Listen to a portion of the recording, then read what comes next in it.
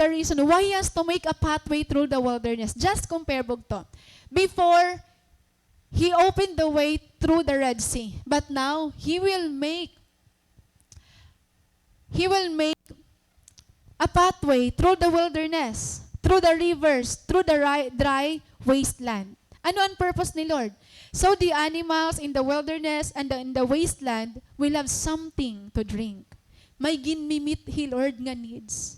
Nga maybe di rin natin naintindihan. But more than that, nayakan ni Lord, so my chosen people, I will make rivers in the dry wasteland so my chosen people can be refreshed. Nare-refresh kita, nami-meet ngayon ang ato needs, not just by receiving something from the Lord, but also releasing, letting go, surrendering. Mas nare-refresh kita.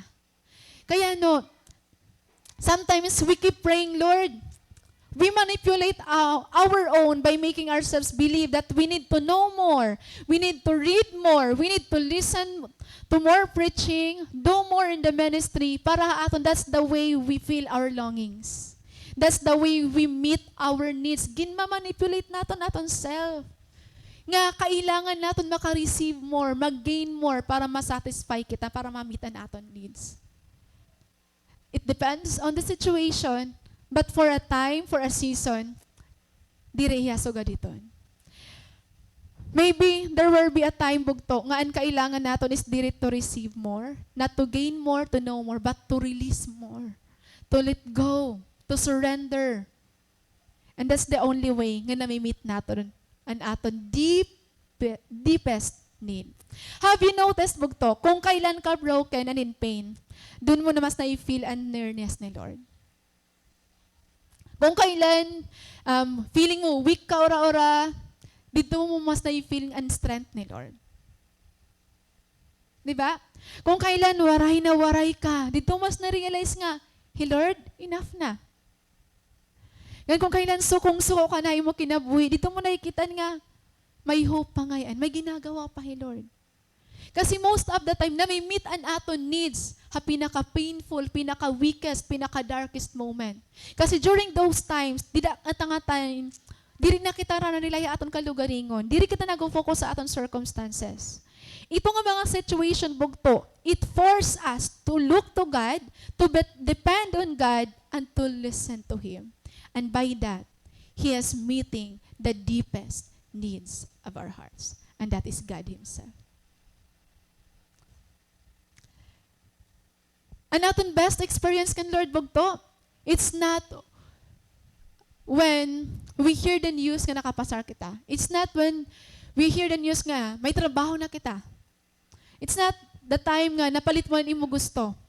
Pero ano mo best experience kan Lord are those times when you are persecuted. Persecuted ka ora-ora. Waray ka kwarta. Kaya mo lang magbaktasan, palit la tubig. Han time nga na-fail ka ang exam, nawarayan ka trabaho.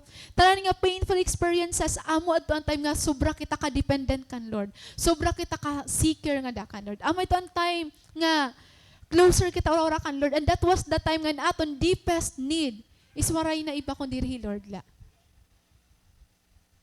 Di na mas nare-refresh ang aton kasing-kasing. Di na naton mas naiintindihan. Ngayon aton deepest need, diri ang mga butang di diha kalibutan, kundi Lord mismo. Bugto, gaano kaya naka-satisfy, hay mo kasing-kasing. Gaano kaya naka-assure nga, puno ka, filled ka, or na-meet ani mo deepest need. Si daw, you can answer that question. Share, dida, maaram ka, ikaw mismo. Gaano ka-sure, yan na, nga na-feel mo talaga ang nearness ni Lord. Ngayon maaram paghihapan reason bugto kung kay ano it feels like the Lord is so distant. Maaram paghihapon ng reason kaya ano nga amay ito niya na imo situation. Ikaw mismo ang nakakabaton. Diri iba nga tao. I will give you this last example. This is David in the book of 2 Samuel chapter 12 verse 21. So let me read ano. Then David got up from the ground, washed himself, put on lotions, and changed his clothes. He went to the tabernacle and worshipped the Lord. After that, he returned to the palace and was served food and ate. Ano ang story behind ini? So this was the time nga ang anak ni David and Bathsheba namatay. So remember po to that David committed adultery by sleeping with Bathsheba. Naborod niya, and then before namatay ang bata, nagyakan ni Lord through kan prophet Nathan that David, because of the sin that you have committed, diri ako maghatag in judgment, but I will take away the life of your baby. Ano ang ginimo ni David? Before namatay ang baby, nag-fast niya, nag-mourn niya, nag-grieve niya. Ngan continuous ito niya for 7 days. But on the 7th day, hanay baro yung namatay na niya anak. Bumuhat logo niya. Wala niya magtinangis. So napuzzle ang mga advisors nga attendance ni David. Napausara. Pika, lukaring na iking David. Hanbuhi pa ang bata. Nagtinangis siya, nag-fast siya. Nag-mourn niya. Yan ang namatay na. Bumuhat, nag-worship, kumaon, nagliwan. Ano ba nyo nakikita nila? Kaya ano? Ano kaya ang reason ano? Ano ang nadahon-ahuna ni David? Ano nadahon-ahuna ni David? Bugto, ang baby, result niya, han desire ni David nga mamit ang iya fleshly needs. Yan evidence.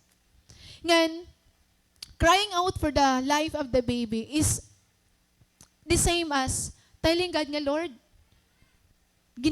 na-meet an akong temporary needs or fleshly desires and ini nga baby an result. Now, nga gintanggal mo na hiya, you let me realize nga diri kaya ma-meet an akong deepest needs through han fleshly nga butang. So, ang ginimo ni David, ginaccept niya. Okay, Lord, it's yours. Now, I will go to worship you, bless your name, seek you, for my deepest needs is you. Ikaw ang akong mas kailangan. Bugto, what I've learned from this story of David is that worshiping the Lord is the best remedy of the pain that comes with letting go of someone we love. Di rin mahihili David kung nagtinangis lang yung oray na. Di ba opposite doon pag namatay nga? Di rin mahihil, di rin makamove on. Pero nakadising ang naging pinatangis ni Lord. Worshiping God bugto. When you choose to worship God, at times nga you feel so down, you feel so weak, bugto, every time you worship God, God is pouring out His strength. God is healing us from the inside out. And it happens many times. Next is, sin offers temporary pleasure, but note that you are not free from its consequences. And bisan ka pa mag-repent, bisan ka pa mag-beg kan Lord, ginpo-forgive ka ni Lord, but you are not free from its consequences. So we need to let go of temporary pleasure and pursue God, the one and only God who can meet our deepest needs.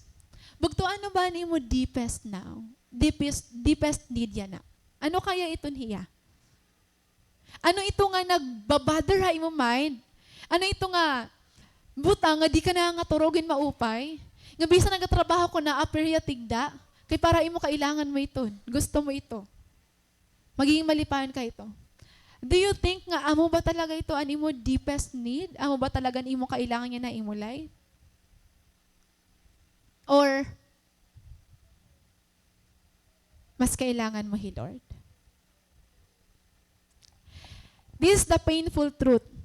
We humans have always desired to be satisfied. Human nature, di ba? It is our driving force to pursue our dreams, our career, and to become successful. It's normal kasi tao kita. Unfortunately, bugto, true contentment, di rin natin makikitaan ha success, ha career, or by gaining more and knowing more. The only way to meet our deepest needs is at the feet of Jesus. Surrendering, giving ourselves, repenting, and allowing God to break the walls in our hearts. Mida kaya mga kasing-kasing nga kailangan i-break ni Lord yan para la ma-meet ang aton needs. Mida pa din yung mga kasing-kasing nga kailangan basagon o tro ni Lord para la ma-meet ang aton needs. Kasi the truth bugto, na-meet lang aton deepest needs kapag nabasag na ito nga aton mga defenses. Kung usa kay tubog to, let's all stand and let us pray.